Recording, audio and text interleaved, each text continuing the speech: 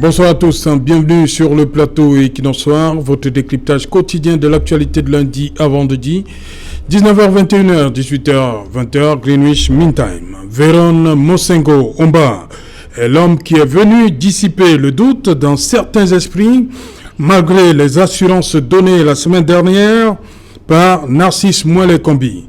Pour le secrétaire général de la Confédération africaine de football, la CAN Total Énergie 2021 aura lieu au Cameroun au mois de janvier. Fin de citation. Des assurances qui interviennent moins d'une semaine après celle du président du comité local d'organisation de la Coupe d'Afrique des Nations Total Énergie 2021. Au cours d'un point de presse donné à l'issue de la visite du chantier de construction du complexe sportif d'Olembe le 9 juin dernier, Narcisse Mouele-Kombi n'avait pas manqué de réaffirmer que la Coupe d'Afrique des Nations 2021 était un acquis pour le Cameroun. Une déclaration faite à la suite du renvoi par la Confédération africaine de football de la cérémonie du tirage au sort prévue pour le 25 juin 2021. Ces rumeurs avaient fait état d'une éventuelle réattribution à un autre pays de l'organisation, bien évidemment, la Coupe d'Afrique des Nations 2021.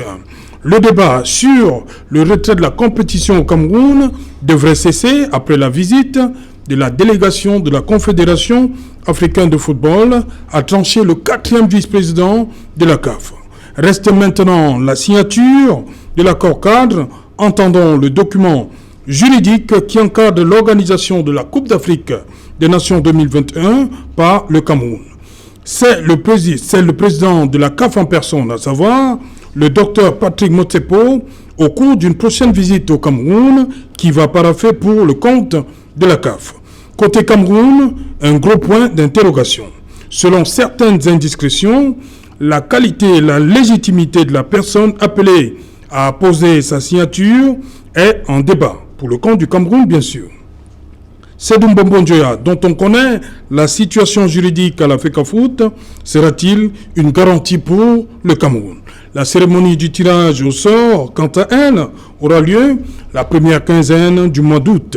Madame, Monsieur, tout à l'heure à 20h, c'est la grande édition d'information présentée par JBB Julien Berthe Bissaï. Quant à moi, je vous retrouve après pour Equinoxsoir deuxième partie. Ce sera le temps du débrief.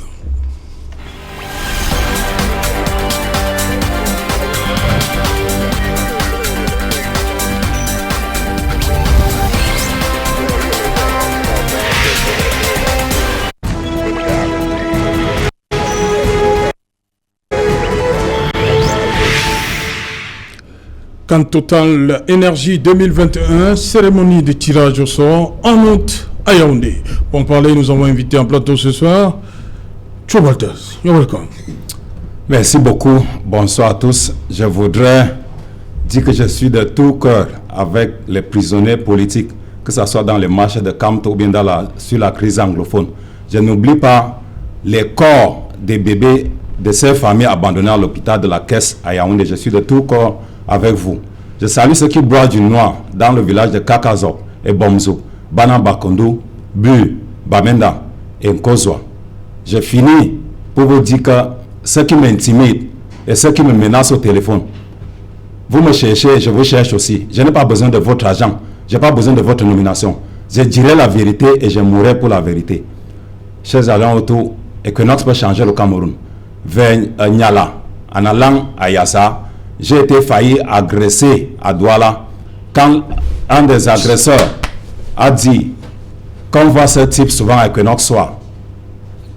L'autre a dit qu'il faut le relâcher, qu'Equinox est une bonne télévision au Cameroun et je crois que c'est à travers Equinox qu'il y aura changement.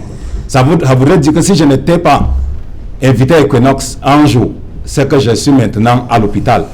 Donc, que le gouvernement écoute Equinox et à travers Equinox on peut avoir un changement. Si les agresseurs peuvent me relâcher à cause d'Equinox, à plus forte raison. Et ils m'ont dit de saluer ces gens-là autour et Cédric Nofele. Les agresseurs? Les agresseurs. Agnala Veyassa. Vous me saluez? Vous me saluez? J'ai dit les agresseurs, on m'a agressé. Oui. Au moment où on m'a agressé, on dit que on voit souvent le type sur le plateau de Serge Alain autour et Cédric Nofele. Et que Equinox c'est la télévision la plus aimée au Cameroun, qu'on va me relâcher. Okay. Ce sont des agresseurs. Ah. Donc ça m'a beaucoup touché. Ça m'a beaucoup touché que mais Tout le monde regarde Equinox. Si les agresseurs peuvent me relâcher à cause d'Equinox, ça voudrait dire qu'Equinox peut changer le Cameroun. Ok. Thank you very much for the invitation. Voilà, merci Joe Walters. Bonsoir Erim Penlab. Bonsoir Serge Alain, bonsoir à mes copanélistes, bonsoir à vos nombreux téléspectateurs. Vous me permettrez de dire un bonsoir particulier aux populations de Makepe village, notamment M. Moukouri Jacques, qui est un de vos fidèles téléspectateurs. Ok, merci Erim Penlab. Emine, bonsoir. Bonsoir Serge Alain. Vous allez bien? Ça va par la grâce de Dieu. Bonsoir aux copanélistes et bonsoir à tous qui nous regardent en ce moment. Voilà, bienvenue Amine Maï. Serge Pensi, bonsoir. Bonsoir Serge Alain, bonsoir aux copanélistes et bonsoir à la direction juridique de NEO. Pourquoi je dis direction juridique de NEO qui essaye depuis 3 ans de me décourager, de revendiquer mes droits auprès des NEO. En fait, les faits remontent à 2018. J'ai un pressing et sans publicité. Et NEO a effectué des travaux dans la zone où se trouve mon pressing. Avant d'effectuer les travaux, je leur avais demandé s'ils devaient arrêter les machines. Ils m'ont rassuré, non, n'arrêtez pas les machines. Vous pouvez continuer à travailler. Et à la grande surprise, après quelques heures, il y a eu une subtension sur le réseau et ça m'a foiré 3 laveuses industrielles. Et jusqu'à ce jour, ils essayent de faire tout pour me décourager. Ce que je vais leur dire, c'est quoi? C'est que moi, je suis un hobby marathonien. La course ne se termine pas quand je suis fatigué. La course se termine à la fin de la course. Ok. Voilà. Mais ça fait beaucoup, hein, Serge Pensi. Vous avez des problèmes? Vous avez la carte d'identité? Des problèmes? C'est au Cameroun. Voilà maintenant que vous avez un problème. Qu'est-ce qui se passe? Mais c'est au Cameroun. Le Cameroun? Beaucoup de choses ne fonctionnent pas. Je ne vous surprends pas. Vous êtes à l'image du Cameroun? Non, je ne suis pas à l'image du Cameroun. C'est que j'essaye de sensibiliser les gens. Ok. Oui. Même à la direction juridique des NEO, je suis surpris. Parce que les truffeux des gens, je ne veux pas juger de leurs compétences parce qu'il y a certainement une direction des ressources humaines. Ouais. NEO qui juge de qui a le profil pour travailler dans ces sociétés. Mais avoir les choses, comment ça marche, avoir les correspondances, j'ai des doutes. J'ai des doutes parce que j'ai un petit confort intellectuel qui me permet de juger celui qui est en face de moi. Okay. Par son niveau, par ce que je lis dans la correspondance, j'ai des doutes que cette société fonctionne bien et elle a besoin de restructuration. Non, il y a quand même du beau personnel là-bas. Hein? Oui, mais ça c'est moi je parle du courrier. Quand je reçois un courrier, je vois... c'est pas tout NEO qui... Oui, non, j'ai pas dit... Il y a des bonnes personnes... J'ai parlé de la direction juridique. Voilà. Merci. Amine Maï, depuis hier, vous êtes soulagé? Par rapport à la nouvelle. Nous allons organiser la CAN, enfin. Hein. Je ne pense pas que la nouvelle soit autour de l'organisation de la CAN. Non. Vous n'aviez pas de doute jusque-là? Des doutes, je ne sais pas s'il faut appeler ça doute, mais il y a des questionnements autour justement de cette organisation et du comment. Encore? Exactement. Sinon, comment vous expliquerez tout ce qui se passe actuellement? Je pense que d'aucuns se sont peut-être confortés à travers la sortie du secrétaire général de la CAF, M.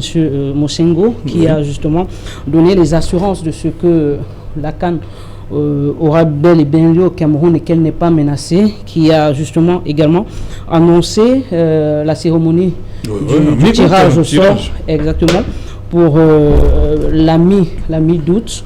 On n'a pas encore déterminé la date. On va certainement au niveau de la CAF s'asseoir pour essayer de voir comment on pourra arranger ça. Mais après, quand vous avez écouté tout ce que vous avez écouté et que vous faites un retour vers le passé très rapidement comme ça, autour de 2019, vous vous rappelez clairement de quels sont ou alors quels étaient les propos de l'ex-président Ahmad Ahmad au sorti du palais de l'unité, où il avait donné les assurances d'un certain nombre de choses. Lui, à cette époque, président de la Confédération africaine de football et que ces choses n'avaient pas eu à se matérialiser sur le terrain, comment ne voudriez-vous pas qu'aujourd'hui, rendu justement à ce même genre de scénario, que l'on en arrive à se poser un certain nombre de questions? Je crois que c'est de ça qu'il s'agit.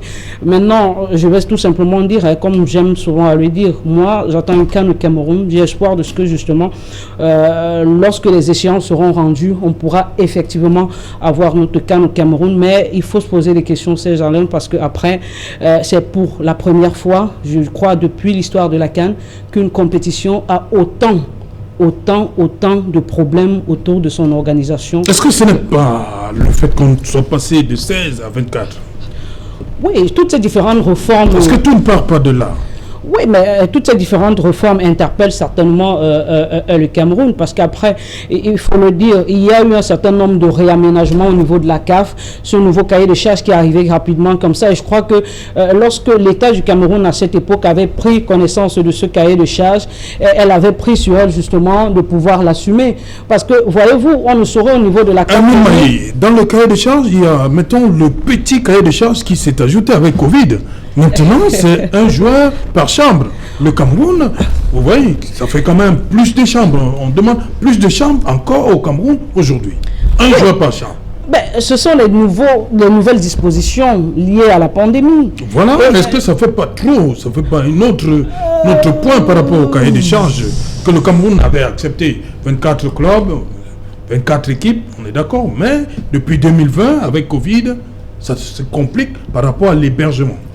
Oui, ça se complique par rapport à l'hébergement et je crois que il fallait s'y attendre. On a organisé une compétition mineure, un peu genre justement qui était le CHAN. Et vous avez bien vu que certains sont sortis de ce CHAN regaillardi, se disant voilà, on a eu la plus grande fête de l'histoire de l'Afrique, la meilleure organisation, on a eu tous ces différents trucs autour de l'organisation qui ont marché, par conséquent nous sommes prêts.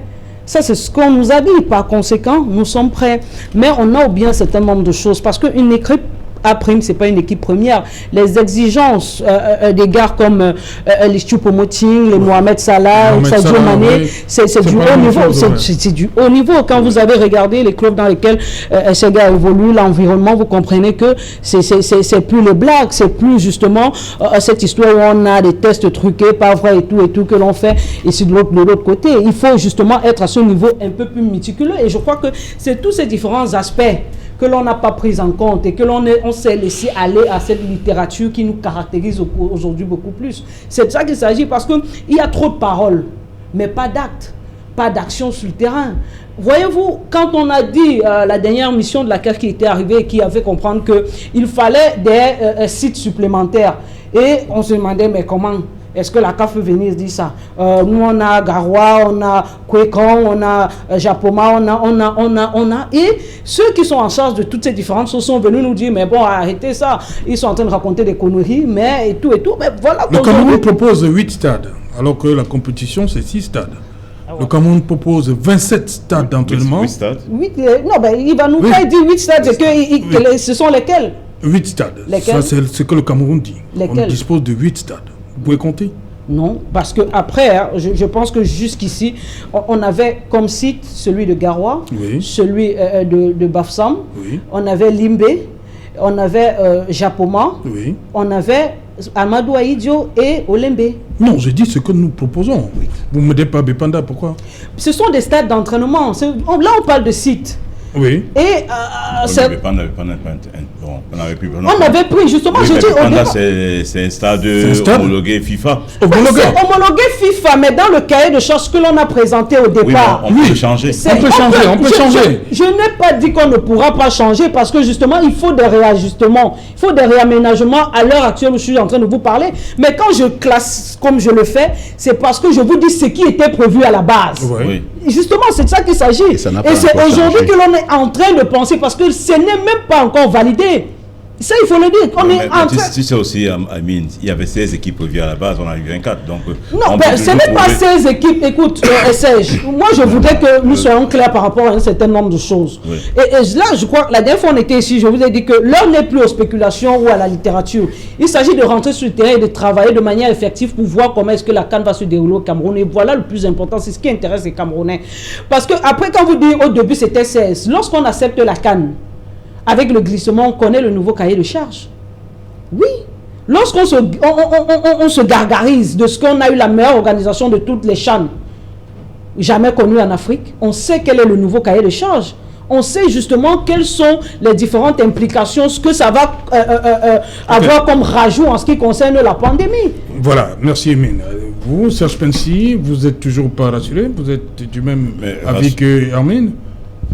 Moussengo Véron Moussengo qui dit qu'il n'y a rien à faire, nous aurons cette CAN et que la CAF va même accompagner le Cameroun. Oui, mais je vous ai... Pourquoi le doute s'est encore installé dans vos esprits? Non, qu'est-ce qui dérange encore? Le doute, non, il y a des choses encore à faire, c'est bien entendu. La CAN et Moussengo peut déclarer ce qu'il veut déclarer. Oui. Rien n'est officiel, rien n'est palpable. Pourquoi? Parce que le cahier de Moussengo est d'abord... L'accord cadre n'est pas encore signé. Parce que Moussengo reste le secrétaire général, oui. Voilà, qui est chargé de l'administration au niveau de la CAF, qui ne représente pas la CAF. Quand il faut dire ce que la CAF va faire, la CAF a un président et je crois 4 vice-présidents, donc qui peuvent, en cas de vacances, les vice-présidents peuvent agir. Mais il était en mission pour la CAF, il était en mission, non? Oui. Je vous ai dit qu'il vient en mission pour négocier. Parce qu'il y a une équipe qui était à la CAF, qui a mené les débats jusqu'à présent avec le comité d'organisation de la CAN au Cameroun. Et l'équipe de Mozépé vient maintenant s'installer. Et c'est elle qui va gérer cette CAN. Tout ce que l'équipe d'Amad a fait, c'est bien beau, c'est joli, c'est tout. Mais l'équipe de Mozépé doit prendre ça et passer ça à la loupe. Regardez les manquements et tout ça là. Et chacun, il y a des promesses de campagne, il y a des gens qui ont entouré la campagne de Mosepo, qui sont des sociétés d'événementiel, qui sont des sociétés de ceci et cela, qui vont demander, qui sont là parce qu'ils accompagnent Mosepo parce que il est président de la CAF, parce qu'il y aura des CHAN, parce qu'il y aura des CAN qu'on doit accompagner. Donc, il y a des promesses de campagne et Mosepo ne peut pas rester comme ça là. C'est pour cela qu'on a organisé cette négociation. Même si les gens ne le disent pas ouvertement, il y a cette négociation entre la CAN, entre le comité d'organisation locale au Cameroun et la CAF. Comment on peut organiser cette CAN au Cameroun? Il y a des manquements. Maintenant, la CAF va faire fi de certains manquements. On va essayer d'arranger. Et la CAF pourra aussi tirer quelque chose de cette CAN. C'est pour ça que Moussengo, qui est chargé de l'administration, qui gère les finances de la CAF, parce qu'il s'agit là des finances de la CAF, est d'accord pour dire que, ok, j'ai certainement obtenu quelque chose, des promesses du Cameroun, on va faire le tirage au sort en août. Je crois que vous avez donné la date d'août ici, la semaine dernière, je vous ai dit que ça sera certainement en août, sans être le collaborateur de Moussengo. C'est parce que par expérience, je sais comment ça fonctionne. Donc c'est une négociation qui s'est passée à Yaoundé avec le Cameroun. Ils sont maintenant d'accord sur le principe. Il va rapporter à son président, Mozépé, qui va lui dire que, ok, voilà ce que le Cameroun propose, voilà ce qu'on a pu obtenir, et on va aller au Cameroun. Voilà. Bon, les histoires, voilà, pour obtenir l'accord cadre. Les histoires de Covid et tout ça là, ça va évoluer. Vous voyez la Coupe d'Europe aujourd'hui se joue avec les spectateurs. Donc, c'est pourquoi on n'est pas le problème. Non, au niveau des chambres. Non, ça va évoluer. On va revenir à deux. On peut revenir à deux, les joueurs seront vaccinés, il y a beaucoup de choses qui peuvent se passer. Donc, là, ce n'est pas ça le problème de la CAF. Ça, c'est les problèmes... Comment vous dites que ce n'est pas le problème? Non. Garoua, ce problème? Non, on n'est pas à ce niveau. On est au niveau du partage du gâteau. Ce n'est pas au niveau de qui va dormir, on va dormir à 2 ou à 3. Non, on est au niveau du partage du gâteau. Et là, si on tombe d'accord sur le partage du gâteau, on peut continuer. On va trouver des aménagements, on va trouver comment on va régler cette situation. Ça, c'est secondaire. Mais il faut d'abord partager le gâteau. J'ai un tiers, tu as 2 tiers parce que tu organises. On est d'accord? Oui, on est d'accord. Le reste, on va organiser. C'est comme ça, c'est un fonctionnement logique. Bon, il y a des gens qui ne veulent pas l'entendre, qui ne veulent pas écouter, qui veulent que ça ronge un peu, mais c'est comme ça, c'est le fonctionnement. Dr. Cho Walters, est-ce que vous comprenez ce doute encore dans les esprits, là, malgré la sortie du secrétaire général de la CAF hier? Vraiment, j'ai l'impression que certains vivent dans les nuages. Parce que on a vu un tentampion entre eux à vous parler de l'unité la dernière fois. Et après, il a dit qu'on va organiser la CAN au Cameroun. On ne l'a jamais vu. Quand il est parti, il a trahi le chef de l'État. Quand vous parlez de la CAN Total 2022, je ne sais pas si... Oui, 2021. Nous, on veut voir le jour où on va lancer la CAN Total 2021. Parce que les Camerounais ne croient pas. Je ne comprends pas. Vous savez pas dire... Le tirage Le Cameroun d'abord gouverné dans les rumeurs. On n'est même pas sûr si on va organiser la CAN. Comment ça? On n'est pas sûr. Puisque le cahier de charge, je prends le ministre par ses paroles. Il a dit que le tirage de sort a été reporté à cause d'un problème interne à la CAF. À la CAF, oui. Mais j'étais à Yaoundé le jour où on devait faire le tirage au sort. On a changé le palais des sports. On allait au palais de congrès. C'était occupé par des sénateurs. Puisque la délégation se plaignait que le palais des sports est trop petit. On a changé. Voici la raison fondamentale pourquoi on a reporté. Deuxième report, il dit que c'est le problème logistique lié à la pandémie du coronavirus.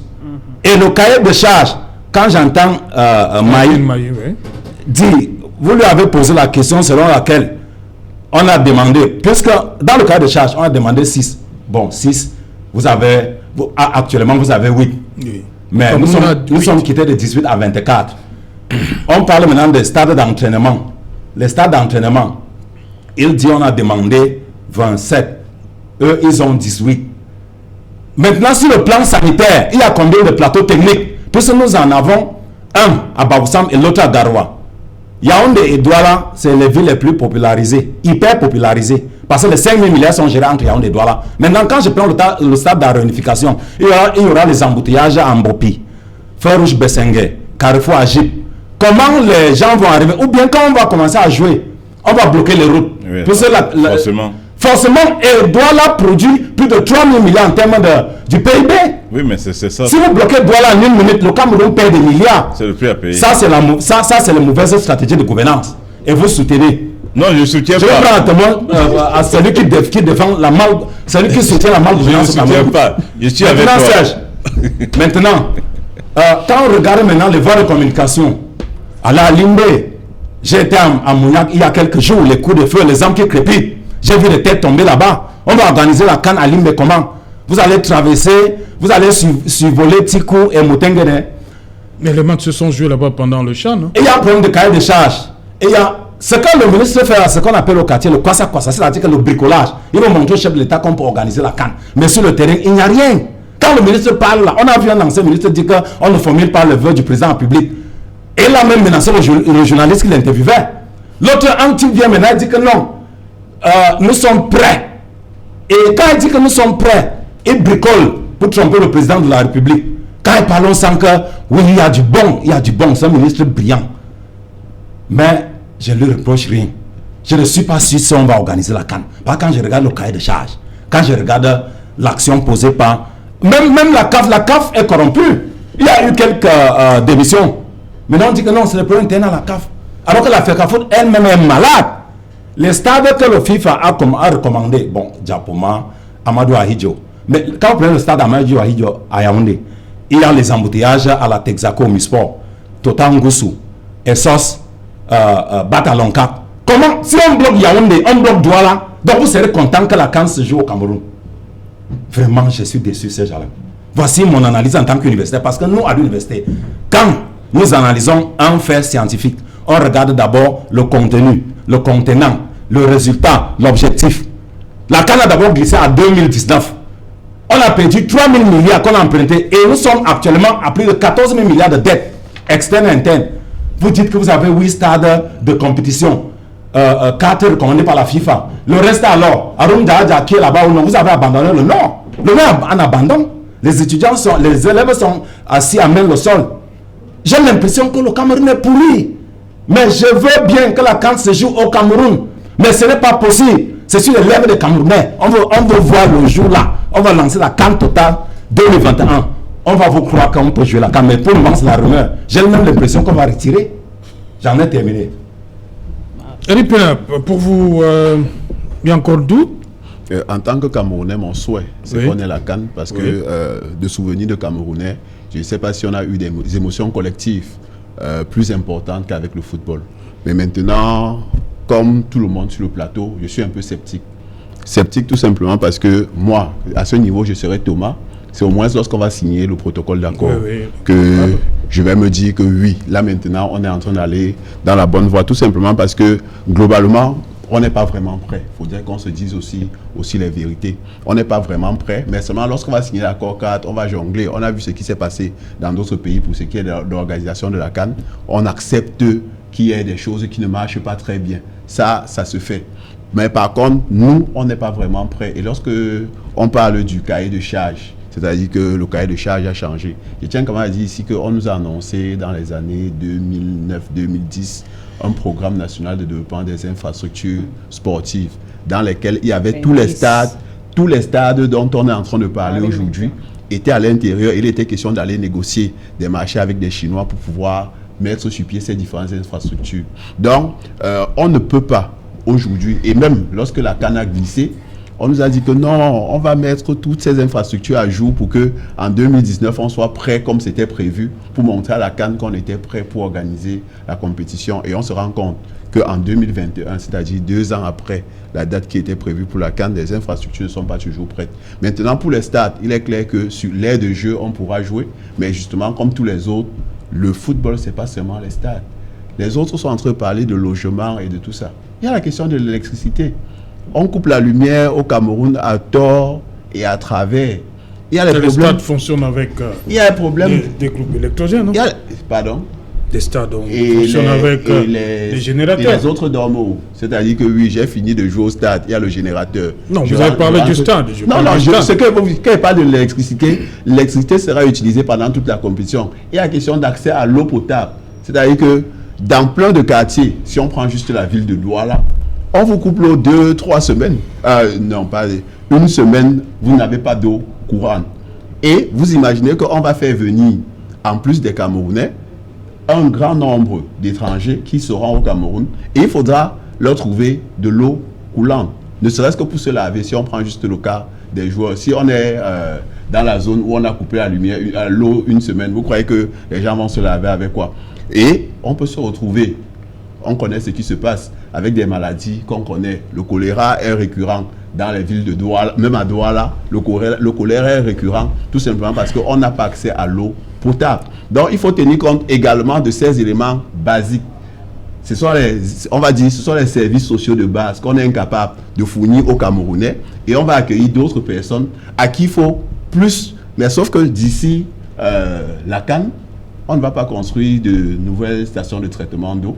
On ne va pas construire de nouvelles centrales hydroélectriques ou bien de je ne sais pas trop quoi. Donc, ça, ce sont des éléments également qui vont perturber la CAN. Mais seulement, moi, je souhaite, en tant que Camerounais, en tant que passionné de football, parce que notre équipe nationale, franchement, lorsqu'on regarde tout ce qu'il y a autour de nous, il est aussi important que de temps en temps que les Camerounais soient contents. Et l'équipe nationale de football a souvent apporté du bonheur aux Camerounais, parce que je souhaite que ce bonheur-là arrive aux Camerounais. J'espère de tout cœur que cette CAN sera organisée, mais je suis sceptique.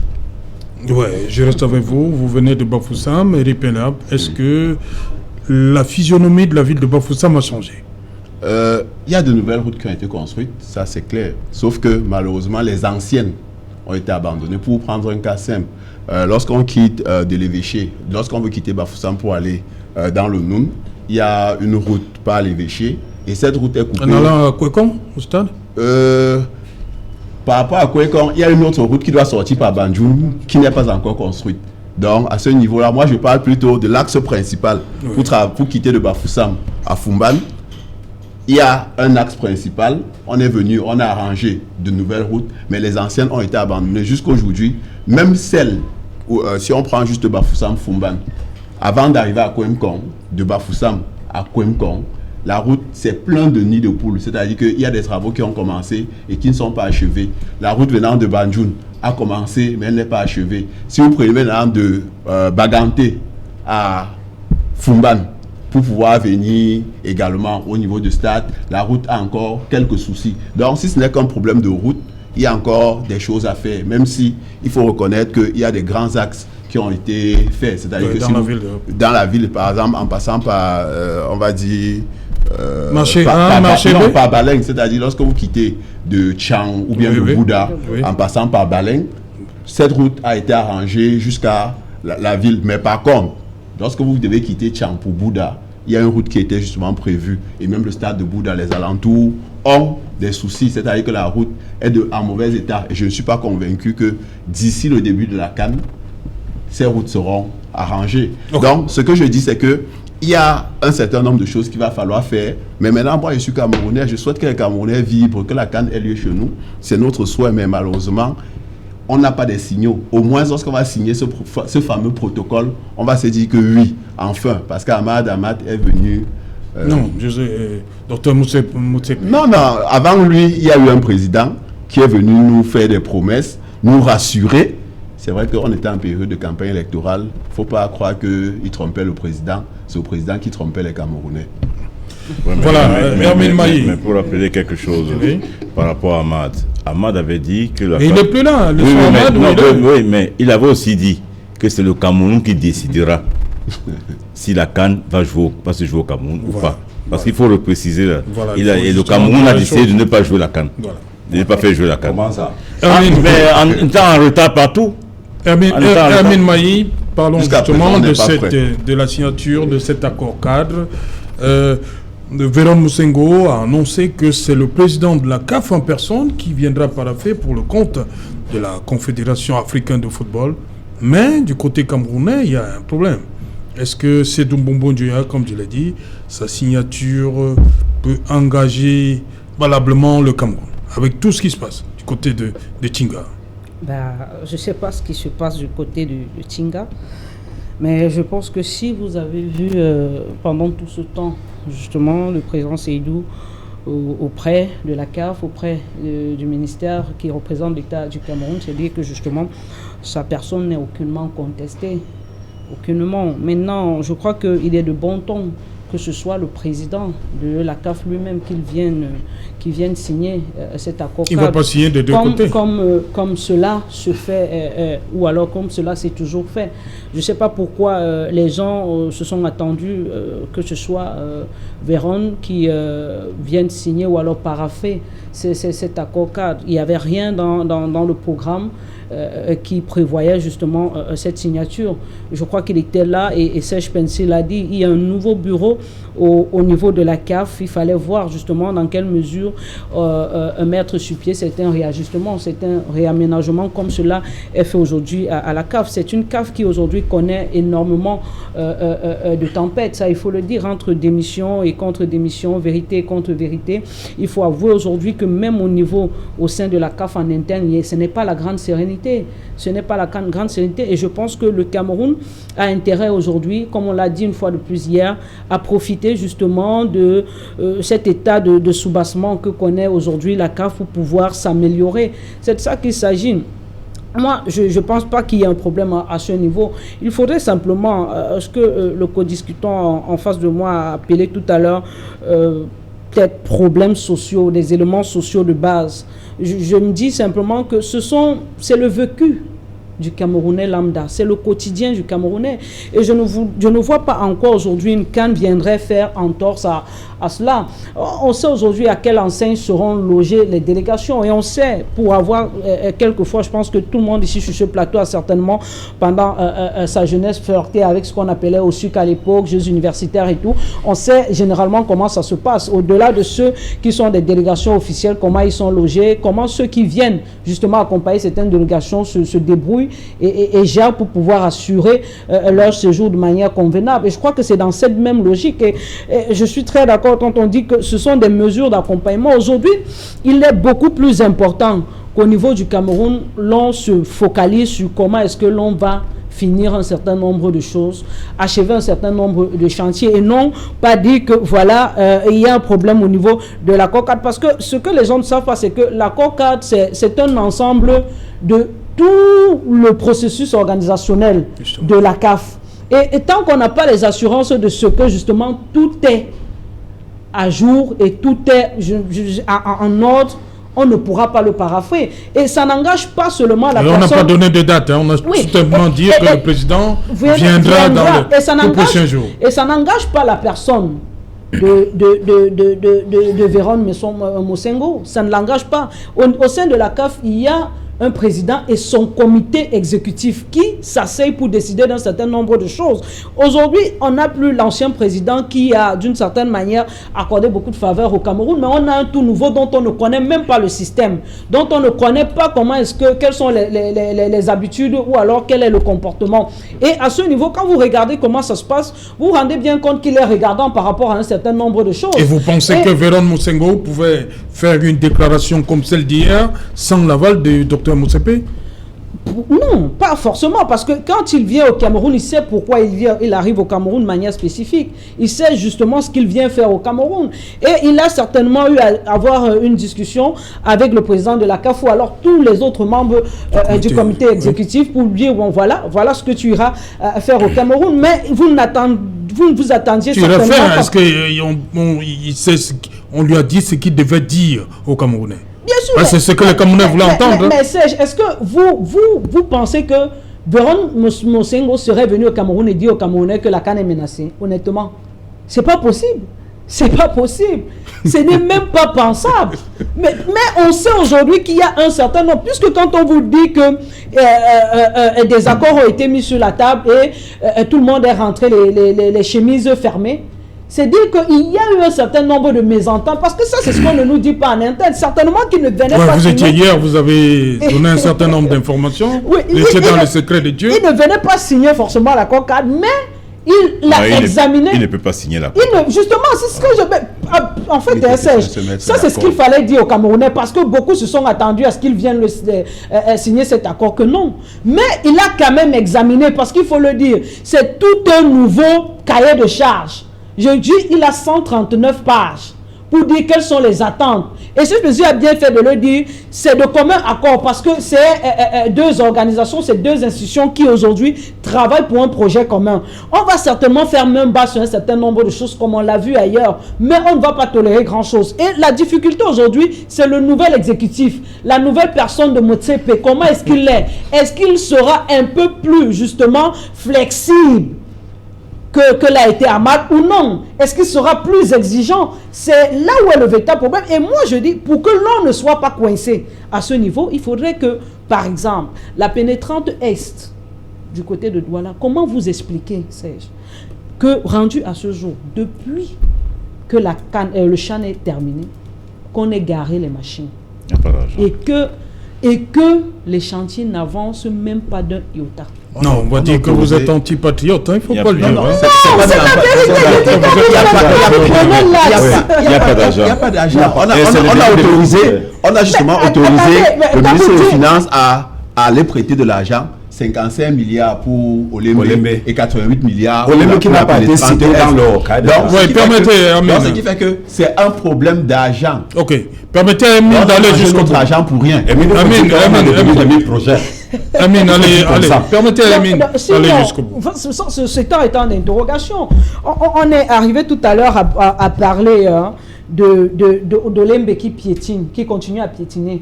Je ne sais pas si, quand hier je vous ai parlé encore de ces multiples descentes, qu'est-ce que l'on a obtenu de ces descentes? Vous avez suivi le discours du ministre de la semaine dernière? Qui disait quoi? De manière concrète. C'est attaqué aux antipatriotes. Non! Ce ne serait pas antipatriotique que de dire qu'il faille accélérer. Vous avez moi ici, et je crois que c'était Serge Pensi, ce jour-là, on avait fait le petit calcul rapide, on s'est dit qu'il fallait tripler les effectifs, travailler de jour et de nuit. Mais lorsque rendu au lendemain de cette émission, on constate quoi? Que tout est en arrêt. Pour la plupart, sinon les travaux continuent, sinon ça piétine, sinon il y a des aérés, sinon on réclame un certain nombre de choses, sinon un X, sinon un Y. Mais tous les jours, vous vous rendez compte qu'il circule dans des réseaux sociaux des notes ordonnant des décaissements et de 44 milliards et de 80 milliards et de 55 milliards. Vous entendez l'argent. J'aime souvent à dire si c'est l'argent ou c'est le nom de l'argent parce que je ne comprends pas. Mais vous ne comprenez pas où est-ce que va cet argent. À quoi ou à qui est-il destiné? Quand vous regardez même la grille de répartition qui interpelle tous les ministères qui sont justement impliqués dans l'organisation de cette CAN, dès que vous vous rendez sur le terrain, rien n'avance. Tout est bloqué. On vous dit qu'il n'y a pas d'argent, mais tout ce que l'on sort tous les jours, c'est pourquoi donc la répartition qu'on fait dans Serge, puisqu'il n'y a pas d'argent, quand on demande au ministre des Finances de débloquer 44 milliards, comme j'ai vu la dernière note, je crois il y a de cela 3 jours, avec les répartitions. Mais si on vous demande de débloquer de l'argent et on envoie la grille de répartition, vous venez dire sur le plateau qu'il n'y a pas d'argent, comment? C'est pas possible. Mais s'il n'y a pas d'argent, pourquoi ne pas dire? Pourquoi, s'il n'y a pas d'argent, pourquoi n'avoir pas dit? Parce qu'entre autres, il y a beaucoup d'entourloupes dans toute cette histoire, parce que notamment en ce qui concerne les différents chantiers. Quand l'aîné en face a parlé tout à l'heure de ce PENDIS depuis 2010, à la base, qu'est-ce qui était prévu? Avec l'État du Cameroun, on vous parle tout le temps de préfinancement, c'est ça, non? Quand on retire des chantiers au niveau d'Apitiné, on parle de magie qui vient préfinancer. C'est-à-dire qu'on va rembourser au fur et à mesure. Mais rendu sur le terrain, on se rend compte que c'est pas ça. C'est de l'entourloupe. S'il n'y a pas d'argent, pourquoi est-ce que l'on ferait des projets grandioses? S'il n'y a pas d'argent, ça veut dire qu'on ne peut pas organiser de la CAN. Pichini dit que le premier Moi, je pense que c'est ça. Pichini dit que le premier match international, c'est mi-août. Hein. Donc en août, beaucoup de choses... Bon, Maguil, justement. En août, beaucoup de choses vont se passer à Olébé. Match international. C'est tout notre soin et c'est tout le mal qu'on puisse souhaiter aujourd'hui à l'État du Cameroun ou alors à nous, le Camerounais, parce que je crois que ces infrastructures nous incombent tous et ce serait un réel plaisir. Mais aujourd'hui, vous voyez que hier, on était au niveau du complexe. Aujourd'hui, nous sommes rendus à avoir uniquement le stade ou alors les différentes aires de jeu pouvant nous permettre, et on s'en contente même. Mais même ces aires de jeu, nous sommes encore dubitatifs. Et ceci, pourquoi? Tout simplement parce que sur le chantier, sur le terrain, les chantiers n'avancent pas. Je vous assure, quand vous comprenez le taux d'avancement des travaux, je ne sais pas si des gens sont même conscients d'un certain nombre de choses. Je dis, les Camerounais sont sceptiques parce qu'ils voient des yeux et ils peuvent imaginer avoir une petite analyse de ce qu'on est en train de leur mentir. Maintenant, quand on sait que ça n'avance pas et que tout est en stand-by, ce n'est pas de nature à pouvoir vous donner de l'espoir que ça va aller demain ou après-demain. C'est ça simplement le problème. Rapidement, tu Walters. Oui, je voudrais dire que si quelqu'un vous dépasse, il faut porter son sac. Je voudrais dire au ministre des Sports, si vous savez que nous ne sommes pas prêts, dites à la CAF que, pardon, comme on a les demi-projets là, donnez-nous quand même la CAN parce que les Camerounais aiment le football. On a vu rien que l'organisation de COCAN, on a des administrateurs qui parlent de sport. Les administrateurs civils qui gèrent le sport. J'ai vu un événement dernièrement à Yaoundé, on envoie le ministre des Domaines et des Affaires foncières aller représenter au ministre des Sports. Dernièrement à Yaoundé. Oui. Moi, je ne veux pas qu'on me demande ce qui après commence à courir derrière moi. Où était le ministre des Sports qui gouverne ce pays actuellement? Avec les demi-projets, vraiment, on est au courant que l'argent a été détourné. Vous y croyez qu'Olembe serait prêt? Vous y croyez, vous, ces gens-là, qu'Olembe serait prêt? Combien de temps on nous a menti? Vous demandez si je crois? Oui, si vous croyez que Olembe sera prêt. Je dois croire? Non, c'est vous le journaliste, puisque vous faites des investigations et vous soutenez qu'on va organiser la CAN. Parce que c'est là la ligne éditoriale de tous les journalistes au Cameroun. Il faut quand même être patriote. Mais nous y croyons pas. Maintenant, quand vous prenez les visites, ça nous surprend par les déclarations. Oui. Nous sommes déjà habitués avec les déclarations. La CAN qui a glissé en 2019, oui. Combien de personnes ont visité le Cameroun? On a vu les sacs d'argent circuler partout. Maintenant, parce que ce gouvernement gouverne par 4 méthodes. Il y a la manipulation, on ment. Il y a l'imposture, on place le leurre. Il y a la corruption, il y a la répression. Ça, c'est le cadre mondial de gouvernance depuis l'indépendance. Aujourd'hui, ce qu'on attend, c'est le jour qu'on va lancer la CAN Énergie Totale 2021. Moi-même, je vais croire. Mais pour le moment, dites qu'on vous donne, que vous avez des demi-projets partout. Il ne faut pas jeter la honte dans l'eau. Ok, Serge Pessi, je reviens à la signature de l'accord cadre. Est-ce que la FECAFOOT, Sédou Mbombo Ndjoya, sa signature peut engager véritablement l'État du Cameroun avec ce qui s'est passé depuis le 15 janvier 2021? Il ne peut pas engager parce qu'il n'est pas président du comité d'organisation de la CAN. Je crois que l'accord cadre, c'est entre l'État du Cameroun et la CAF. Et celui qui représente l'État du Cameroun en termes d'organisation, c'est le ministre des Sports. C'est pas la fédération? Non, il est le président de la Fédération camerounaise de football. Président, je peux mettre entre guillemets, président de la FIFA, président de la FIFA, de la Fédération camerounaise de football. C'est le président de la FIFA, de la Fédération C'est aussi camerounaise le de président football. du comité exécutif de la CAF. Le jour passé, je vous connais. Non, c'est pas Maître Pensy. Serge Pensy, Oui, pardon. il est président nommé par la FIFA de la Fédération camerounaise de football. Il est également Qui? membre du Hein? comité exécutif de la CAF. Oui, C'est du moment de Ah, Donc, non, mais normalement, l'accord cadre, c'est entre le président du comité d'organisation, pas le président de la fédération. Exactement. Le président de la comité d'organisation, il pourrait le faire s'il était président du comité d'organisation. Généralement, le président du comité d'organisation de la CAN est aussi le président de la fédération. Dans d'autres pays, c'est comme ça que ça se passe. Après, ici, je crois qu'il doit être vice-président. Vice-président? Oui. Mais le vice-président n'est pas signé à la place du président. C'est ce que j'ai dit. Voilà, donc Puisque c'est les deux sont représentés. Normalement, le président qui doit signer, le président du COCAN, je crois que c'est le ministre. C'est lui qui doit signer l'accord cadre. Et c'est ça l'accord cadre, ça qui engage l'État du Cameroun. Et je crois que celui qui a la légitimité, c'est plus le ministre qui est nommé par le président de la République. Je crois que la place de Sédou Mbombo Ndjoya, peut-être qu'on n'aime pas, peut-être qu'à la FECAFOOT, on va trouver que mes propos sont un peu gênants et tout, mais c'est pas un président qui est légal et un président qui est légitime. Ça, il faut, nous tous. Hein? Il n'est pas légal, il n'est pas légitime. Donc, les deux, il ne l'est pas. Donc, c'est maintenant, il ne faut pas aller faire des études de droit à la Sorbonne pour savoir que c'est un président déchu qu'on nous a imposé, que la FIFA a imposé par... C'est pourquoi il est légal. Il n'est pas légal. Parce que Il n'est pas légitime, mais il est légal. Non, il n'est pas légal. Parce que pour avoir un président... Qui parle au nom de la FECAFOOT? Non, il n'est pas légal. Qui parle au nom de la FECAFOOT?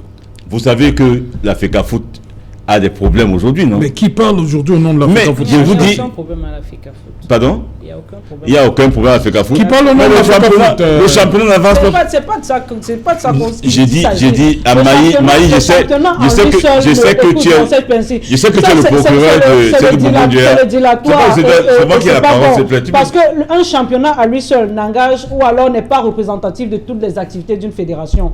Quand tu veux parler de championnat qui est en arrêt, parle aussi des autres compétitions qui se jouent. Je pense qu'aujourd'hui on a joué la Coupe du Cameroun. C'était au stade des huitièmes de finale. Pourquoi ne pas en parler? S'il te plaît, Maï. Il est légitime. Moi, vous savez, ce qui fait ce qui me plaît à moi. Ah bon? Ce qui me plaît à moi, c'est que j'ai mon indépendance. Je peux dire ce que je pense. Et ce qui est. Non, toi, tu n'as pas ton indépendance. Parce que quand tu vas aller. Après l'émission, tu vas aller faire taper les doigts par les gens de la FECAFOOT. Pourquoi tu as dit ceci? Pourquoi tu as dit cela? Non, mais moi, je peux dire. Est-ce que toi, tu peux dire aux Camerounais là, regarde la télé et regarde la caméra et dis aux Camerounais si Sédou Mbombo Ndjoya, toi, Maï, est-ce que Sédou Mbombo Ndjoya est le président légal et légitime de la FECAFOOT? Mais c'est le président. Non, je te dis. Mais tu me dis demain, c'est le président de la fédération camerounaise de football. Il ne l'est pas. Oui, il ne l'est pas. Tu sais ça toi-même. Non, c'est pas le débat. Je vous en prie. C'est le président de la fédération camerounaise. C'est pas le débat. Tu ne peux pas le dire parce qu'on va te taper sur les doigts. Mais moi, je peux le dire parce que demain, je n'attends rien de la FECAFOOT. Je n'attends pas être délégué du match ou administrateur de quoi que ce soit. Je n'attends rien d'eux. Tu fais un mauvais procès. Oui, mais des fois, c'est embêtant. Pourquoi? Parce que quand tu le dis comme ça, c'est un peu comme si tu voulais dire aux uns et aux autres que c'est une institution que tu ne connais pas ou alors une organisation par laquelle tu n'es pas passé, Serge. Non, j'ai toujours eu mon indépendance limitant là-bas. Quel que soit ce que... Oui, quand tu le dis, parce que moi, j'ai jamais été là-bas, mais toi, tu as été. Revenons. Quand tu parles aujourd'hui de délégué de match, commissaire de match... Je n'ai jamais été commissaire de match. Écoute, Serge Pensy, tu as travaillé dans cette ligue qui a été déchue, et on connaît aujourd'hui quels sont les antécédents. Non, c'est pas le débat, je compris. Non, c'est pas le débat. Je vous en C'est pas prie. qu'il faut tout le temps faire Je vous en prie, je vous en prie, je vous en prie. C'est pas honnête, Revenons, tout simplement. revenons. Vous n'avez pas besoin de dire ça. Oui, c'est Maï, pas bon, honnête. ce n'est pas un Tu ne vas problème pas de remettre délégué de en cause match. justement la situation de tous ceux qui sont aujourd'hui Amin Maï, de la FECAFOOT au nom Amin d'un Maï. certain nombre de choses. Oui. Vous avez été Restons. là hier et aujourd'hui vous n'êtes plus là. Amin Maï, je vous en prie. Voilà. Je vous en prie. Je Merci, termine- merci, je on vous termine a mon compris. propos, Oui, Serge rapidement. Alonso. Restons à la Oui, CAN. l'accord cadre. Oui. Je crois que l'accord cadre, le Cameroun signera l'accord cadre. Qui Le Cameroun. Qui va signer pour le compte du Cameroun? Mouele Kombi. Moi, les copains. Le professeur Mouele Kombi signera normalement c'est lui qui doit signer. Parce que c'est le président du comité Mais d'organisation. la presse parle du président de la Non, FECAFOOT. non, parce que il faut aussi dire, hein, il y a beaucoup de gens qui n'ont pas la bonne information au Cameroun et qui ne cherchent pas la bonne information. Il y a le président du comité d'organisation de la CAN au Cameroun, c'est lui qui engage l'État du Cameroun. Ce n'est pas la fédération camerounaise qui engage l'État du Cameroun. C'est le président du comité d'organisation de la CAN au Cameroun. C'est à Quel lui. ministre Mouele Kombi. Voilà, c'est lui qui représente l'État du Cameroun. Parce que l'État du Cameroun doit prendre des engagements financiers. Pendant toute la CAN, on doit financer ceci, on doit financer les officiers de la CAF, les officiers de la FIFA. Tous les officiers qui sont au Cameroun seront pris en charge par l'État du Cameroun. Et tout passera par celui qui représente l'État du Cameroun. Ce n'est pas le président de la République, le président de FECAFOOT qui représente l'État du Cameroun, c'est le ministre des Sports, président du comité d'organisation de la CAN, qui représente le Cameroun. Normalement, logiquement, ça doit passer par lui. Mais maintenant, vous savez, tout est possible. On a vu, comme a dit Showwaters, on a vu le ministre des domaines affaires foncières aller représenter le président de la République à la Avec un place du ministre ministre des des Sports Sports. dans une commission de sport. Donc tout est possible. Vous savez, on peut avoir demain... C'est même l'une des raisons du nœud gordien de la réorganisation, on a- parce qu'entre autres, dans les différentes commissions aujourd'hui, on trouve beaucoup de fonctionnaires, et ça, il faut justement le faire. Donc tout est possible aujourd'hui. Il suffit d'un courrier sur haute instruction du chef de l'État, tel va signer l'accord cadre. Donc peut-être il y aura un courrier comme ça sur haute instruction du chef de l'État, et le président de la FECAFOOT ou le vice-président de la FECAFOOT, ou peut-être Amin Maï va signer l'accord cadre. Tout est possible. Ok. Surtout si Eric ça Pinab. donne les garanties Eric Pinab, qu'il y aura la CAN au je vous en Cameroun, prie, je Eric pense. Pinab, jusqu'ici, il y a le problème Olembe qui revient toujours. Est-ce que Olembe sera prêt de votre avis? Merci. Sincèrement, Parce que jusque-là, il y a deux problèmes. Il y a le problème d'hébergement sur le site de Garoua et Olembe. sincèrement, moi j'ai du D'ici mal. mi-août. J'ai Parce du que mal. si on opère le tirage, ça veut quand même dire qu'il y a un certain nombre de choses qui sont déjà OK. Maintenant, au niveau de l'Embe, au niveau de la pelouse, c'est-à-dire que l'aire de jeu, on peut comprendre qu'il y a de fortes chances qu'en août, parce qu'on a planté le gazon depuis et tout le charabia, donc il y a de fortes chances que l'aire de jeu soit praticable. Sauf qu'un stade, c'est pas seulement l'aire de jeu. Il faut que les journalistes qui vont arriver là-bas, est-ce qu'on a fini avec tout le câblage, Ouais, le câblage, oui. donc tout ce qui est à côté, pour pouvoir permettre de retransmettre un match de façon, parce que justement on est à l'ère où c'est l'image, et comme disait justement le président de la CAF, il souhaiterait que la compétition vende le football africain, et ça passe aussi par la qualité des images qui seront produites, la qualité de la production au niveau du stade. Donc est-ce qu'on aura toutes les infrastructures qui permettent une retransmission de qualité au niveau du stade? Je ne sais pas. Sincèrement, je ne sais pas. Je suis mal placé pour le dire. Maintenant, McGill, qui est supposé faire le travail, lorsque je regarde ce qu'ils ont fait ici, au niveau du stade de la réunification et du stade annexe, je me rends... Le travail est acceptable. C'est-à-dire que lorsque vous arrivez au stade de la réunification aujourd'hui, vous essayez de rentrer 2-3 ans avant, c'est vraiment le jour et la nuit. Donc, on peut espérer que s'ils parviennent à faire ce qu'ils ont prévu, il y a de fortes chances que ce soit bien. Mais par contre, les délais, vu que ça fait beaucoup d'années que ça traîne, maintenant, au niveau de Garoua, c'est essentiellement le logement qui pose vraiment problème. Et pour avoir regardé au niveau de Bolova, ce qu'on a appelé l'hôtel du comice, on a dû attendre, je ne sais pas, 5 ans après la fin du comice agropastoral de Bolova pour voir l'hôtel sorti du sol. Maintenant, sincèrement, comme je l'ai dit au début, il y a de fortes chances qu'on ne soit pas prêt en termes de toutes les infrastructures qui ont été prévues. Mais mon souhait, sincèrement, c'est qu'on puisse organiser cette CAN, parce que 2 générations, au moins sur 2 ou 3 générations, on va payer les dettes de cette CAN. Il faudrait au moins qu'on puisse avoir joui du plaisir de participer à cette édition de la CAN. Nous espérons, sincèrement, moi, ça me dérange un peu. Parce que moi, j'avais pensé, après le glissement, que les uns les autres allaient mettre les bouchées doubles, au moins c'est pour l'honneur du pays. Et ce qui est grave, et c'est ce que j'ai dit toujours, les gars du RDPC n'aiment pas Paul Biya. Le stade qui a le plus de problèmes au Cameroun, c'est le stade qui porte le nom du président de la République. À la limite, je ne sais pas s'il avait dit de l'insulte, je ne sais pas s'il avait dit c'est le manque de respect, je ne sais pas comment il avait qualifié ça. Mais je me vois mal avoir un stade qui porte le nom de mon créateur, comme disait quelqu'un, parce que c'est quand même le créateur. Donc le stade qui porte le nom du créateur, c'est le stade qui a le plus de problèmes au Cameroun. C'est à se demander si les créatures ne souhaitent pas gâter le nom, comme on dit au quartier, du créateur. Ok, voilà, on va revenir après le journal, c'est compris, hein? Vous n'en faites pas. Dans un instant, le 20h de JBB, Julien Berthe et Bissaï, quant à moi, sera prêt pour Equinox Soir, deuxième partie, le temps du débrief.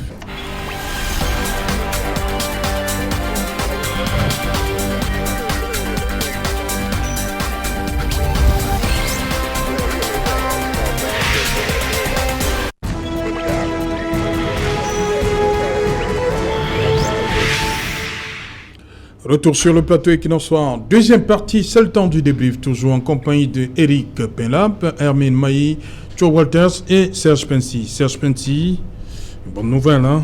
Le Cameroun, au-delà de la finale, il y a une place à la Coupe du Monde.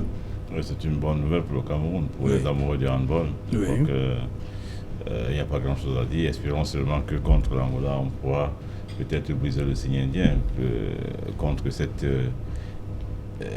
puissante équipe angolaise. Oui. Peut-être. Est-ce qu'en handball, l'Angola peut être considéré comme une bête noire pour le Cameroun? On sait que le basketball, ils sont presque intouchables. Mais au niveau du handball, quand même. Je crois que sur le papier et sur ce qui s'est passé des années d'avant, le Cameroun n'est pas au niveau de l'Angola. Parce que ces sports-là, que ce soit le handball, le basketball, les autres sports, ce sont des sports qui sont pratiqués par ces pays-là depuis très longtemps, à un haut niveau. Le Cameroun approche un peu aujourd'hui. Le Cameroun n'a pas son palais de sport 10 ans. Hein. Je ne pense pas. Ça fait 10 ans qu'on a le palais de sport. Et vous voyez, si vous partez en Angola ou dans des pays comme l'Égypte, la Tunisie, et les palais de sport, c'est une véritable culture du sport. Oui, c'est une chose normale là-bas. Donc nous, on joue encore sur du ciment, sur du béton, que ce soit à l'université de Yaoundé ou ici en Godi. Donc vous pouvez imaginer ce que ça signifie. Donc c'est une prouesse, ce que ces filles ont réalisé. Il faut déjà saluer ça, apprécier et demander aux gens qui dirigent notre sport d'observer ça et de capitaliser, parce que ce qu'elles font faire là, il faut capitaliser. Capitaliser veut dire quoi? Il faut aujourd'hui réfléchir qu'il y a du talent au Cameroun et qu'elles sont faites de ce talent. Voilà, Hermine Maï, score serré, 22 contre 21 pour le Congo. De l'autre côté, l'Angola, face à la Tunisie, 27 contre 23. Oui, déjà, il faut dire que... Ce sera serré en finale? Oui, très serré. Déjà, l'Angola a dû jouer une prolongation. Je pense qu'en termes de fraîcheur, on a un léger avantage parce qu'elles ont dû battre les Tunisiennes au bout justement des prolongations. C'est-à-dire que justement la compétition le match était vraiment serré. C'est aussi un aveu de ce qu'il y a de la place aujourd'hui pour aller chercher. Mais c'est normal quand même, hein, lorsque on va vers le sommet, c'est les meilleurs qui restent. Donc oui, mais le score doit forcément être serré. Quand vous faites 13 titres de champion d'Afrique, c'est énorme pour l'Angola, c'est incroyable. Ça veut dire qu'en fait, en Afrique, il y a l'Angola et il y a les autres. D'une certaine manière, essayer d'accompagner, et certainement parce que elles ont su justement faire de cette discipline une des meilleures, une des leurs, et elles ont capitalisé là-dessus. Je parlais tout à l'heure aujourd'hui de la création de toutes ces différentes infrastructures, la pratique de la chose. Aujourd'hui, on est, disons-le, on est heureux parce qu'on a cette équipe qui est qualifiée pour la finale. C'est mérité. Quand vous avez suivi les Lions de handball de bout en bout, elles sont montées en puissance au fur et à mesure que les rencontres se déroulent. Mais il y a quand même une tradition de handball au Cameroun. On sait qu'il y a le stade Ngodi à Douala. Oui, il y avait Madagascar à Yaoundé qu'on a malheureusement réduit. Ça, on sait, mais oui. On a dit... On a eu des grands noms quand même du handball. Hein. Claire Souga à l'époque. Ça, c'est vrai. Oui. Et à l'époque... Rendez-vous compte qu'aujourd'hui, nous, on est dans un contexte évolutif, mais vous avez comme l'impression qu'en ce qui concerne nos disciplines, nous régressons. Et ce n'est pas normal. On va avec des valeureuses lions, pour la plupart, qui constituent cette équipe, mais des éléments essentiels et forts de cette équipe viennent de l'extérieur. Est-ce que vous pensez que quand on joue la CAN de handball, il y a un championnat de handball au Cameroun? Vous l'aviez dit, Ngodi, c'était à l'époque. Moi, je me rappelle encore de ces kilomètres que je faisais justement pour aller au stade de Ngodi pour vivre un match de handball. C'est plus la même atmosphère. C'est qu'on a délaissé certaines compétitions ou alors certains sports dits mineurs au profit du football qui cristallise toutes les attentions. Et c'est peut-être là où le bas blesse véritablement. Aujourd'hui, les handballeuses prouvent qu'il y a de la place, qu'il y a de l'espoir, qu'il y a de la matière. Comment est-ce que l'on saura rentabiliser ça? C'est ça le vrai problème. Et quand c'est principe pas de capitalisation, justement, il veut dire ça. Ne nous contentons pas juste de jouer des finales, de gagner une compétition si après. Parce qu'on l'a dit, on a vu en 2015 cette finale perdue face au Sénégal en ce qui concerne le basketball dames. Mais quelle est la situation du basketball aujourd'hui au Cameroun? On est en train d'accueillir une autre compétition dès le mois de septembre, toujours au Paposi. C'est du basket, mais est-ce que vous avez l'impression qu'il se joue véritablement? Ouais. Exactement, on évolue aujourd'hui avec des gens qui sortent de l'extérieur, qui ont justement les habitudes et des atouts qu'ils ramènent à l'extérieur, mais dès que la compétition finit, elle rentre et elle laisse ces différents sports orphelins. Donc ça pose un vrai problème. Pardon? C'est une chance pour nous que... non, c'est pas une chance, parce qu'après, vous allez voir, on va dire, sur le Cameroun, on est heureux, je l'ai dit ce soir, parce que les Lions se sont qualifiés, elles ont prouvé qu'il y a véritablement un titre, des ressources et un titre à aller chercher.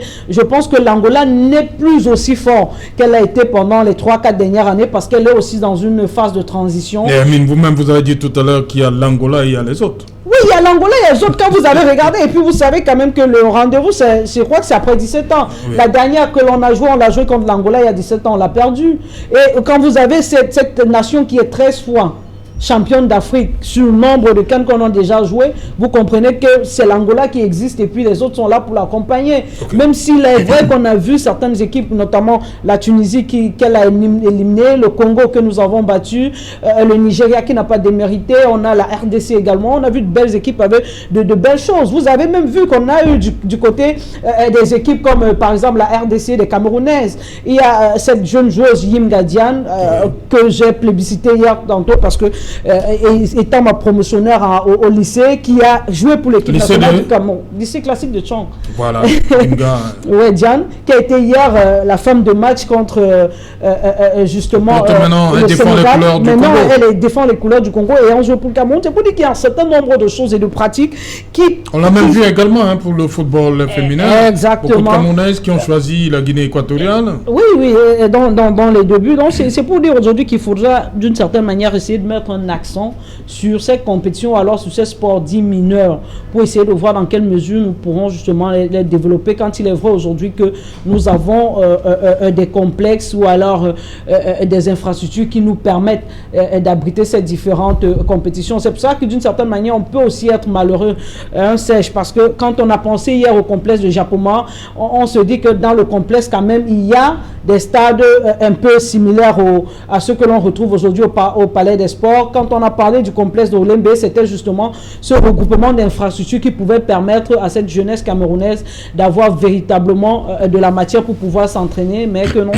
Vous savez, c'est difficile de jouer de s'entraîner sur du goudron au quotidien, et pour une compétition d'aller jouer sur du Taraflex, je crois que c'est très compliqué. C'est pour cela que vous avez vu, celles qui s'adaptent le mieux, c'est celles qui sont habituées à ces infrastructures au quotidien, et c'est celles qui viennent de l'extérieur. Voilà, oui. Pour vous, Joe Walters. Bon, un universitaire, moi, vraiment, ce qui intéresse un universitaire, c'est le résultat. Comme les travaux, si vous lisez les travaux d'Ivan Castano, il est ivoirien. Il parlait de pensée, action, attitude, résultat. vous avez pensé jouer la compétition. Bon, d'un point de vue holistique, un peu beaucoup plus dichotomique. Quand vous prenez dans le sens de micro problématique, vous comprendrez que le Cameroun ne s'intéresse pas trop dans le hand. Mais dans le foot, ça attire quand on suit les noms de certains stars. Vous savez, c'est la marque qui attire le client. Le handball au Cameroun, bon, le Cameroun ne se ressent pas trop. Mais le résultat, quand ils arrivent en finale, parce que mon veut, c'est qu'ils vraiment, ils arrivent comme ils sont en finale, qu'ils remportent cette compétition. Parce que ça va nous ramener de l'argent et renforcer l'économie. Mais Sorel, Sénégal, Ghana, République centrafricaine, Guinée-Conakry, ce qui m'intéresse, c'est le résultat. S'ils gagnent, je leur souhaite bon vent. Non, je voulais ajouter quelque chose. Oui. Là, il a parlé de l'intérêt que les Camerounais... Oui, ne s'intéresse pas trop. Oui, non. Allez à Mbopi, demandez une maman si on est qualifié. Elle vous dira que on ne s'intéresse pas. C'est parce que le système est débordé. Non, le système... Un système qui est débordé comme le système du Cameroun. Les gens ne s'intéressent pas aux choses comme ça. Ne mélangeons pas tout, je vous en prie. Non, mais le problème qui est là, c'est quoi? C'est que toutes ces structures existaient au Cameroun. Quand on parlait de volleyball, par exemple, à Yaoundé, on pensait à Messa, au quartier Messa. Donc, il y a des enfants de Messa. Oui, les enfants de Messa, la majorité allait apprendre à jouer au volleyball. Donc, toute cette dynamique, vous prenez par exemple Douala, il y avait beaucoup d'enfants à Akwa ici, qui allaient à De La Salle, ou à Liberman, ou ici à Ngodi, pour jouer. De La Salle, c'était le basketball. À Liberman, c'était le basketball. Et puis à Ngodi, c'était le handball. Donc, si on... c'était le volley. Voilà. Donc, quand je parle de capitaliser, c'est qu'on devait continuer avec cette dynamique. Mais on a tué cette dynamique. Et le football qui est résistant, parce que ces sports-là, comme Maïa a dit, c'est des sports mineurs. On a tué tous ces sports-là. Mais beaucoup d'enfants qui habitaient autour de La Salle et tout ça là, n'avaient pas d'un grand intérêt à jouer au football. Exactement. Ils jouaient au basketball, ils jouaient au handball. Et comme Abonamous a dit, vous avez vu il y avait beaucoup de basketball là-bas. Exactement. Au stade Mojas, là-bas, Abonamous a dit. Donc on a tué toutes ces dynamiques-là. Et quand on tue ces dynamiques, on tue des talents. Et ceux qui veulent un peu résister se renversent au football. On a eu des joueurs comme le défenseur central, qui était un ancien basketteur, qui est devenu footballeur. Que ce soit celui qui a joué avec l'équipe du Cameroun, dont j'oublie encore le nom, qui a joué une Coupe d'Afrique avec le Cameroun. Non, pas Teke, avec, j'oublie le nom, mais même celui qui Boumson, là, c'était un ancien basketteur. Donc il y a eu cette dynamique-là, et on n'a pas su capitaliser.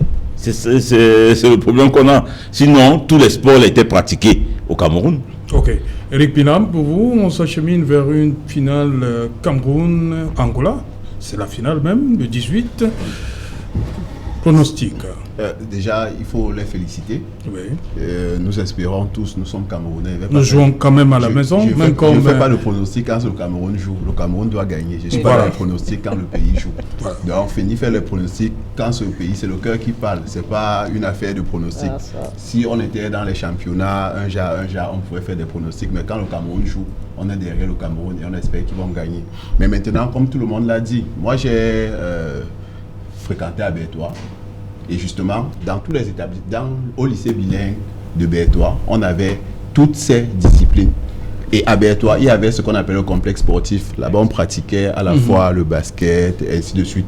Ce qui fait que ça permettait aux jeunes, parce qu'en réalité, la relève, parce que tout à l'heure, on va parler, même le football féminin, on a ce problème, c'est-à-dire qu'on a des femmes qui sont arrivées à une finale, sauf qu'elles sont arrivées à la finale, franchement, à la limite, j'ai envie de dire que c'est un hold-up. Si on tient compte du championnat camerounais en termes de voir les femmes jouent, non, on n'a pas d'infrastructure. Et quand vous regardez les établissements scolaires qu'on est en train d'ouvrir, parce que l'essentiel de l'éducation aujourd'hui est dans le privé, on construit des établissements privés. Si on joue au foot, c'est tout simplement parce que pour le foot, on a besoin d'un espace, que ce soit les petits goals, que ce soit les grands goals, on va jouer. Or, par contre, les sports comme le basket, le volley, et ainsi de suite, ont besoin d'une infrastructure particulière. Vous ne pouvez pas jouer un match de volley si vous n'avez pas un filet. Si vous n'avez pas des filets, vous ne pouvez pas jouer un match de basket si vous n'avez pas les différents paniers. Vous ne pouvez pas. Donc, il y a un certain nombre d'infrastructures minimales qu'il faut pour pouvoir pratiquer ces sports. Et c'est l'occasion d'attirer l'attention de l'État du Cameroun pour que l'affaire de... Il n'y a pas de sport majeur, il n'y a pas de sport mineur, que ce ne soit pas seulement dans le discours, que dans les faits, que dans la pratique, on puisse tenir compte de ces infrastructures-là. Vous savez, il y a un gymnase qu'on construisait ici vers le stade Omnisport. Je crois qu'il y a un échafaudage qui est tombé. Et on a abandonné. En 2012, en 2013. Et on a abandonné le chantier. Donc, voilà la situation dans laquelle on est. S'il n'y a pas d'infrastructure, il est clair qu'on ne pourra pas pratiquer le sport. À côté de ça, il y a le tennis. À une certaine époque, on avait quand même des petits embryons. Je me rappelle, j'ai passé un temps à Bafoussam. De temps en temps, tu partais au moins regarder les gens jouer un peu du lawn tennis. Aujourd'hui, il y a presque plus, pour ne pas dire, il n'y a plus de compétition de tennis au Cameroun, sauf les jours où il y a un sponsor qui veut dire aussi que non, moi je veux dépenser un peu d'argent. On réunit quelques enfants et on dit qu'on a lancé une compétition. Voilà, madame, monsieur, permettez-nous, vous savez qu'Inox est toujours au cœur des grands événements. Notre équipe, on a une grosse équipe qui s'est déployée depuis hier du côté du pays des éléphants. Nous sommes bel et bien en Côte d'Ivoire, où dans quelques heures, on va le dire comme ça, le 17, ça demain dans l'après-midi, je crois 15h40, le vol ayant à son bord le président, l'ancien président de Côte d'Ivoire, Laurent Gbagbo, va atterrir à l'aéroport Abidjan-Port-Bouin. Il va atterrir, Laurent Gbagbo, mais notre équipe qui se trouve là-bas, conduite par Cédric Noufélé, a tendu son micro pour savoir comment les Ivoiriens préparent l'arrivée de l'ancien président Laurent Gbagbo, comment ce retour est senti de l'autre côté, c'est-à-dire dans le camp d'Alassane Ouattara. Trouver tous ces éléments dans cet élément que nous proposent Cédric Noufélé, Eric W. Ouattat et Carlos Minoué. Au siège du Front populaire ivoirien de Laurent Gbagbo à la Riviera 3, une effervescence particulière est observée. Sous la tente, des Ivoiriens se bousculent pour l'achat des t-shirts, polos et autres articles estampillés aux couleurs de la victoire judiciaire de l'ancien président à la Cour pénale internationale. L'appel de Fatou Bensouda appelant à renoncer à l'acquittement conditionnel du président Laurent Gbagbo a été rejeté. Donc cet appel de Fatou Bensouda a été rejeté pour toujours, a été rejeté définitivement, et le président Laurent Gbagbo a été totalement acquitté, totalement blanchi, totalement innocenté. C'est le sens du mot appel rejeté, et pour aller un peu plus loin, nous avons ajouté acquittement définitif. L'annonce officielle de son retour en Côte d'Ivoire fait décoller les ventes des pagnes confectionnées pour célébrer cet événement historique. Nous avons fait ce pagne, on a 5 couleurs de pagne. Là, c'est une des 5 couleurs. Ma fille. Donc, dans le pagne, on a la colombe là, rouge, qui représente la paix. Or, ça fait des mois que nous vendons. Donc, aujourd'hui, nous pouvons fièrement dire qu'au moins 50 000 pagnes sont sorties. 50 000 pagnes ont été vendues. Et c'est des centaines de t-shirts, aussi bien nous avons 5 couleurs, aussi bien en jaune, en bleu, en rouge bordeaux, en blanc et en bleu nuit qui sortent. Des centaines.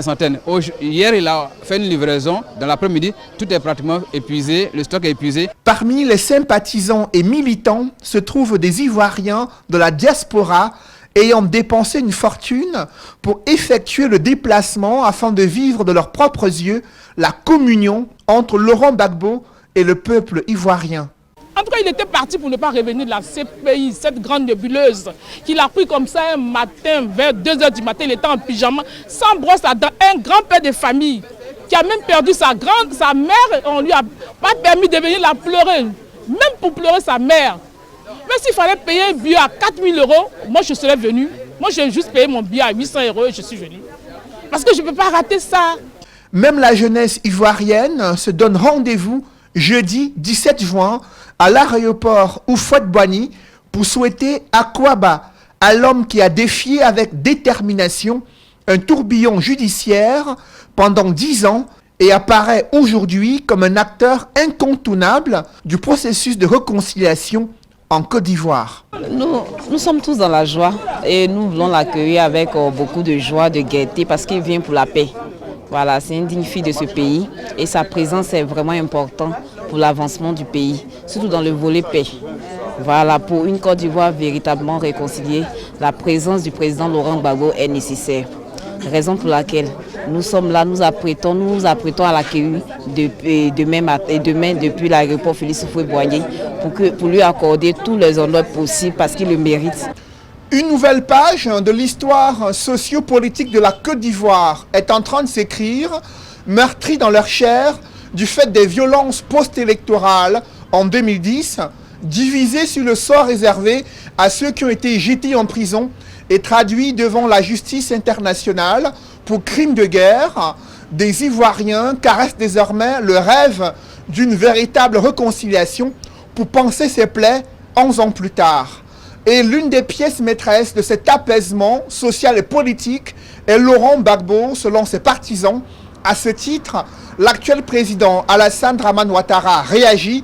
Il vient d'instruire le protocole d'État et les services des moyens généraux de la présidence ivoirienne afin que ceux-ci travaillent aux côtés des partisans de Laurent Gbagbo pour lui réserver un accueil chaleureux, festif et populaire dès demain à l'aéroport Houphouët-Boigny.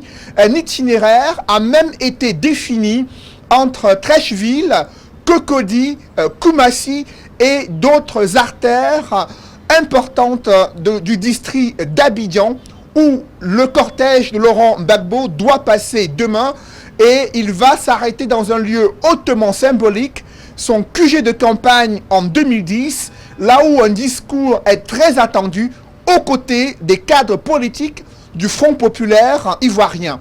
Ici à Abidjan, Cédric Noufélé, Carlos Minoué et Eric Ouattat, envoyés spéciaux Equinox Télévision. Voilà, nous allons rester avec nos envoyés spéciaux qui se sont rendus après cet élément à Grand Bassam pour rencontrer Michel Koudou Gbagbo, le fils de Laurent Koudou Gbagbo. Il est devenu député depuis sa sortie de prison. Il a fait la prison entre 2011 et 2018. Depuis, il est devenu député et il a dit à notre reporter, sur notre envoyé spécial, Cédric Noufélé, que son père, Laurent Koudou Gbagbo, est incontournable dans le processus de réconciliation en Côte d'Ivoire. On écoute Michel Koudou Gbagbo. Notre travail à nous, les militants du Front populaire ivoirien, est simple.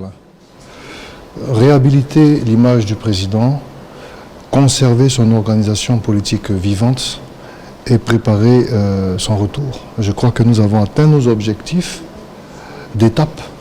Et donc on l'a vécu tous dans le travail acharné pour atteindre ces objectifs. On nous a fait prendre des vessies pour des lanternes. Les victimes ont été présentées comme étant des bourreaux et vice-versa. Alors beaucoup de fierté. Cet homme qui a réussi par son équation personnelle de 2002 à 2010 à éviter un enlisement du conflit. Cet homme qui a parcouru le monde entier, qui a fait rentrer des gens qui n'y avaient pas droit dans son gouvernement. Cet homme qui finalement est un homme de paix, de tolérance et qui ne prône que la réconciliation entre les Ivoiriens, qui se met au-dessus de tout communautarisme. Cet homme qui a été présenté comme un assassin, etc. C'était déplorable. Et là, voilà, il est acquitté, il est innocenté, il rentre auréolé de gloire. La vérité est enfin dite, la vérité juridique est enfin dite, et place maintenant un travail politique, de rassemblement, de réconciliation. Et donc ça a été de la joie, de la fierté aussi.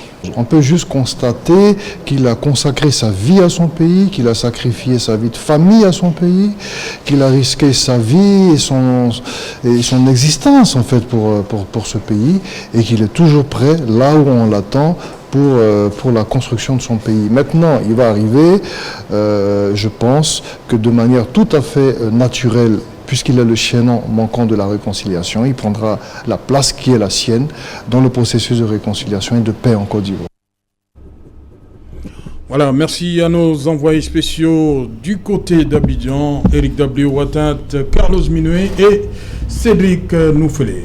On va revenir sur le plateau, oui. Mais il y a cet élément, vous voulez ajouter quelque chose? d'où vient le nom de la réunification, le stade de la réunification. Le stade de la réunification, il y avait un journaliste, bien entendu. Beaucoup de gens ont entendu parler de Photo Georges, studio Photo Georges, qui a été créé par Georges Goethe. Georges Goethe. Oui, qui est un Sierra Leonais, qui est venu s'installer au Cameroun. Et donc, le fils Cyril Douala Goethe, il faut déjà dire que le studio Photo Georges a été fait dans les années 34 plus précisément, 1934. Et le fils Douala Cyril, qui a étudié la photographie et le journalisme à Paris, avait pondu un article à la veille de la Coupe d'Afrique. La 8e Coupe. Oui, en 72, oui. À la fin des travaux du stade de réunification. Il avait écrit, et le titre de l'article était « Et si ce stade s'appelait le stade de la réunification ?»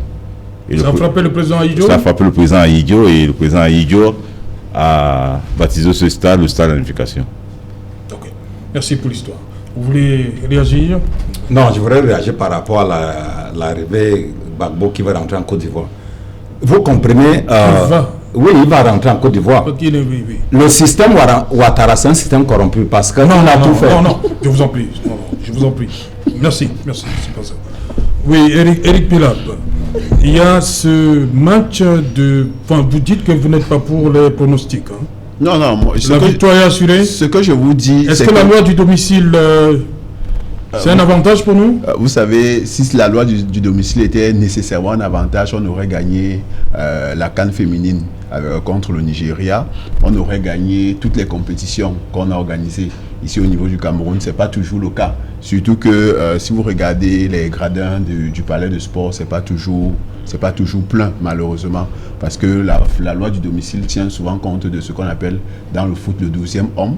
Et le 12e joueur. Le 12e joueur. Oui. Donc, si le 12e joueur n'est pas là, on est plus ou moins équilibré dans les chances. Mais maintenant, comme je vous ai dit, quand l'équipe nationale joue, on est avec l'équipe nationale. Le souhait, c'est que ces filles gagnent. C'est bon pour le pays et c'est aussi bon pour le moral de comprendre que de temps en temps, dans les ténèbres que le RDPC nous donne, il y a un peu de lumière.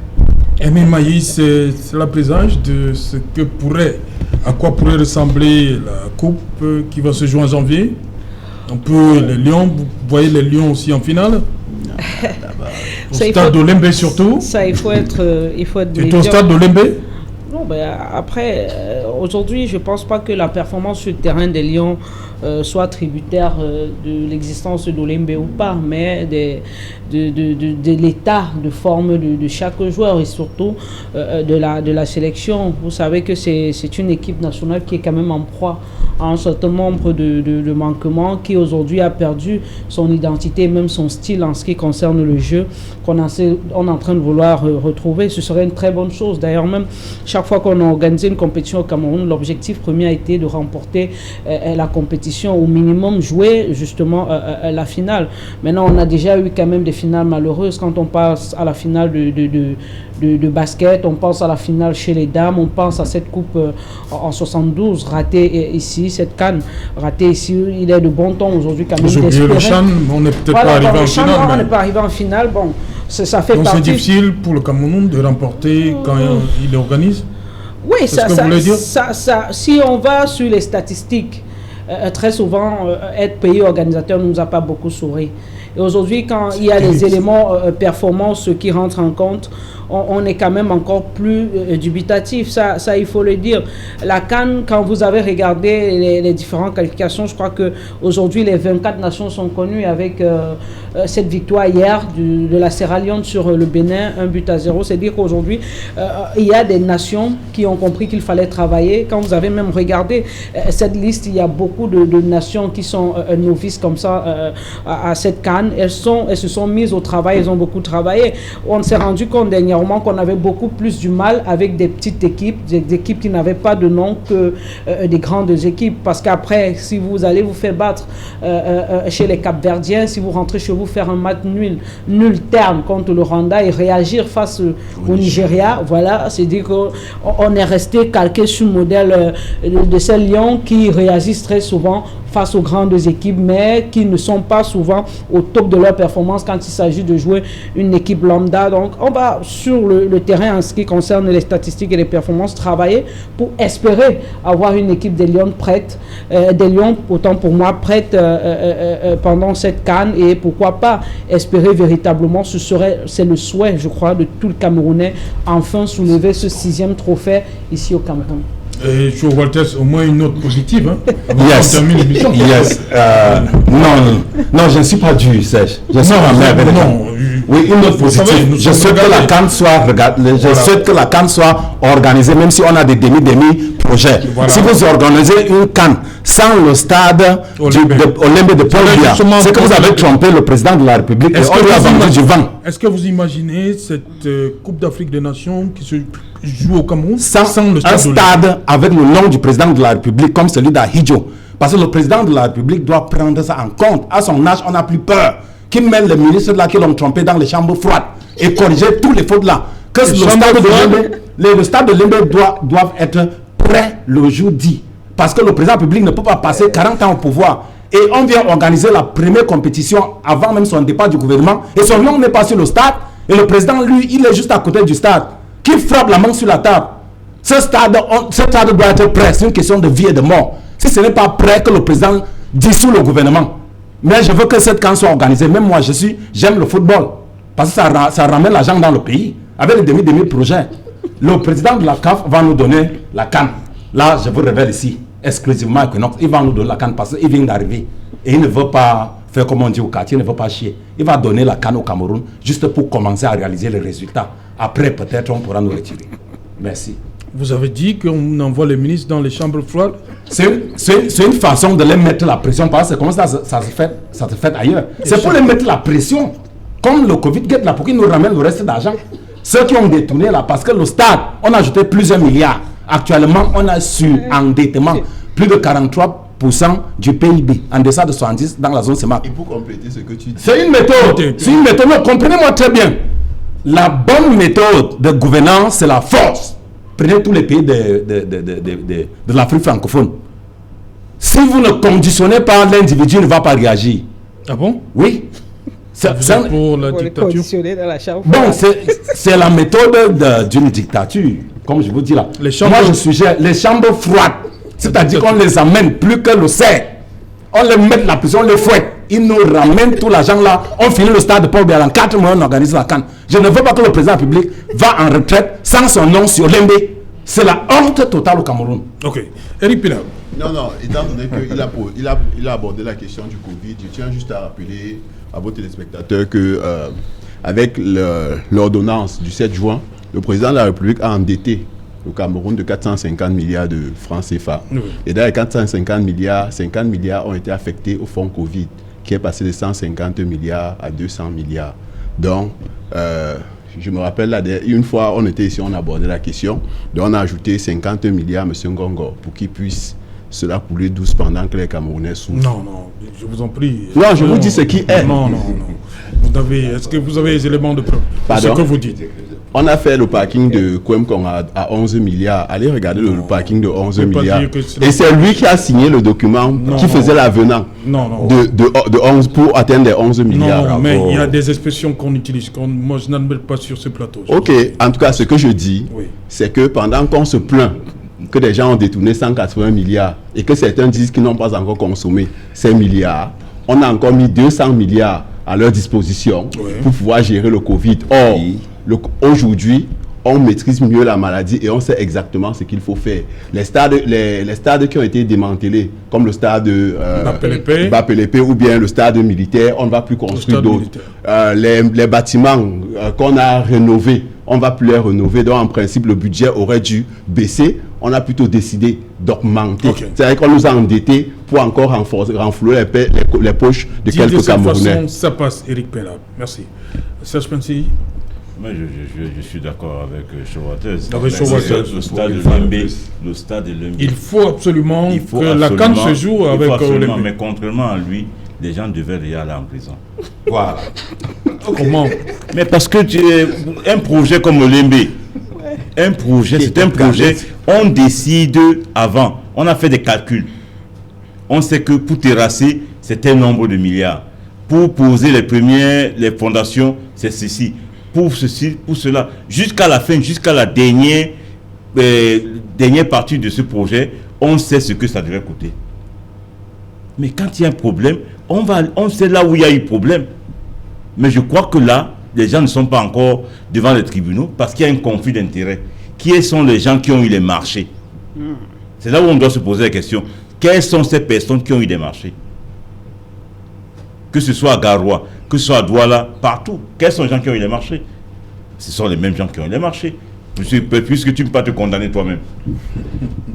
Ok, peut-être que ce sera comme en 72. Le président Idjo a attendu la fin de la compétition. Espérons. Surtout avec, je crois que c'est le fait qu'on ait été éliminé, battu par le Congo en demi-finale, qui a énervé davantage le président Idjo. Les Italiens disent, puisque ce sont eux qui ont construit Olembe, ils disent Guadiamo. Guadiamo? Oui. C'est-à-dire? Espérons. Voilà, merci. Merci Hermine Mailly d'être venu une fois de plus. Merci à vous, c'est toujours un plaisir. Voilà, il y a le tirage qui est prévu. Ils ont dit mi-août, hein? Mi-août. Oui, pour le tirage. Espérons. Avant la première quinzaine. Avant le 15. Oui, mais oui, il y aura le tirage. Okay. Il y aura la cocade, ça. Voilà. So Walter, thank you for coming. Huh? Thank you very much. I think that my first ticket to watch the first match of the CAN will be at Amadou Ahidjo Stadium in Yaoundé. I myself, I will buy a ticket. J'irai au stade d'Amadou Ahidjo. Je vais acheter moi-même le ticket. Je suis patriote, je veux qu'on organise la CAN. Mais vous n'allez pas au Lembe? Non, quand on va commencer à jouer la CAN, moi je serai plutôt à Yaoundé. Mais au Lembe, c'est pas à Yaoundé? Au Lembe, non. Donc vous avez exclu au Lembe? Bon, pour le moment, j'ai posé une hypothèse qui est plausible. Moi, je ne sais pas si Olembe sera prêt, si on ne prenne pas des mesures fortes. Oui. Mais je ne pense pas que ça sera. En tant que scientifique, Olembe ne sera pas prêt. Mais le gouvernement dort. Il faut mettre la pression. Mais s'il y a l'argent, Olembe sera prêt. Mais Olembe ne sera pas prêt. Moi, j'irai au stade. Les passeports sont plus chers maintenant. Eric Pilab, merci d'être venu. C'est moi qui vous remercie. C'est moi qui vous remercie. Et comme l'ensemble des copanélistes, je souhaite qu'on ait notre CAN parce que ça va faire vibrer les Camerounais, ça va les faire oublier un peu la détresse dans laquelle le RDPC les a mis. Ah bon? Oui. Moi, je ne sais pas seulement le RDPC, c'est tous ces partis politiques. Voilà. C'est le RDPC qui gouverne. C'est tout le monde. C'est tout le monde. Vous gouvernez Serge Pensi. Même nous gouvernons aussi. Quand vous voyez les Benskiner qui ne respectent pas le code de la route. Vous gouvernez. Non, nous gouvernons. Nous gouvernons pourquoi? Tout le monde gouverne. Puis quand vous voyez les Benskiner qui ne respectent pas le code de la route, moi je vous prends un exemple très simple. Là au Nouvelle Route Bonabasem, on a mis les feux, il n'y avait pas de feux là avant. On a dit il faut les feux à ce carrefour. On a mis les feux là maintenant. Mais vous allez voir, tous les Benskiner, tous ceux qui sont à moto, ne respectent pas les feux. Mais est-ce que vous savez que... Vous voulez alors appeler Paul Biya pour qu'il vienne diriger la situation là-bas? Vous ne pouvez pas vous appelez le RDPC. Maître Serge Pensi, vous ne pouvez pas donner les ailes aux personnes et les empêcher de voler. Non. On a créé des sens interdits dans la ville de Douala. Oui. Et on a mis, sauf les Benskiner. Je dis bien dans la ville de Douala. Non. On a décidé. Ça n'existe pas. Ouais, je vous dis. Non, ça n'existe pas. Allez à Dépenda, vous allez voir. Ça n'existe pas. Ça, c'est une chose. Deuxième chose, on a décidé. Sauf le Benskiner? Sauf les Benskiner. On a décidé dans la ville de Douala. Mais moi, je vous donne un cas très simple.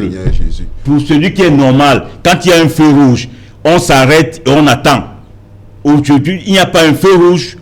Quand le feu est rouge, où les Benskiner s'arrêtent, ils traversent comme ils veulent, ils font comme ils veulent. Alors l'État du Cameroun doit arrêter ça. Je vous dis, parce qu'ils sont pas dans un État, ils n'ont pas leur État. Ils sont dans le Cameroun. Et le Cameroun, il y a des lois qui régissent le Cameroun.